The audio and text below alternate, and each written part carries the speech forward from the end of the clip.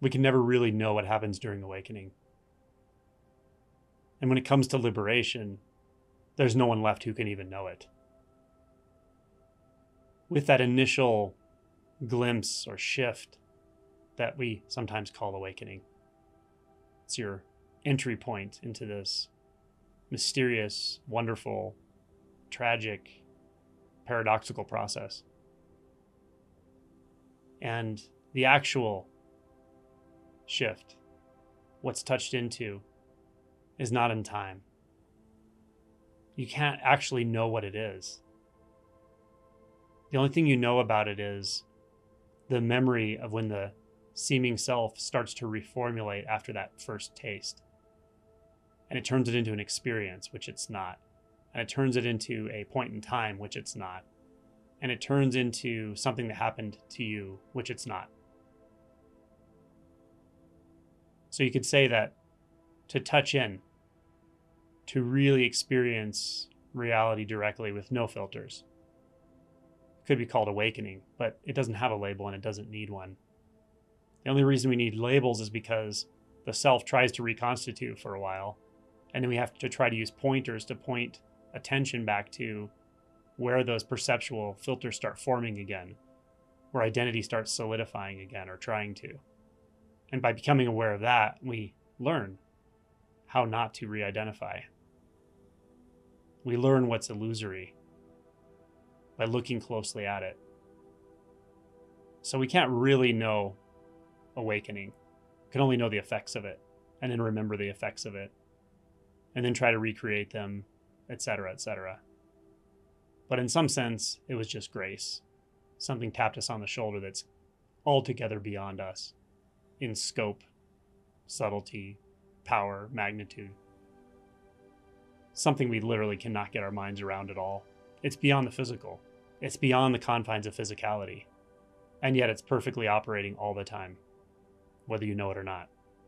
So then what to do with the event that we remember that we're calling awakening? Well, one of the most important things about what to do with it is what not to do with it. What you usually will do with it is try to turn it into something you think you understand by trying to incorporate it into your life. Use it to become some sort of teacher. Use it to bring peace to the world. Use it to finally have the relationships you want, the peace or joy or happiness you want. This is fine. This is just the way the ego works, the way the mind works. It will try to grab something that can't be grabbed and turn it into something for you. But that is suffering. It's the apparatus that caused the suffering in the first place that's trying to get a grip again, trying to get its foothold. But it really can't do it. It's trying to get its foothold in nowhere because now the identity has recognized itself as a non-identity. Something has been glimpsed. Something is known now that is ineffable, but more real than any of this seeking, more real than any of the thoughts or identities or narratives. And you know it. You can't really forget that. But you can try to remember yourself. And by trying to remember yourself out of habit, you'll start to feel that suffering again.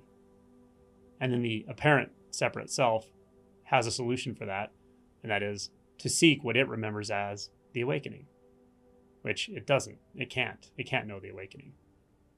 So you see the catch-22 with thoughts, narratives, plans, as far as how you're planning out how realization is going to be utilized in your life. It's not going to work that way. It'll just frustrate you endlessly. You've got to let it dissolve everything.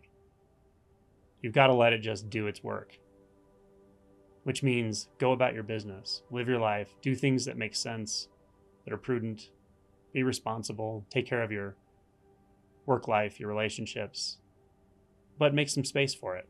Make some space for practice, which is practicing being in the present. Practice feeling what there is to feel, hearing what there is to hear, seeing what there is to see, and not turning it into anything. My Zen teacher used to say, don't make anything.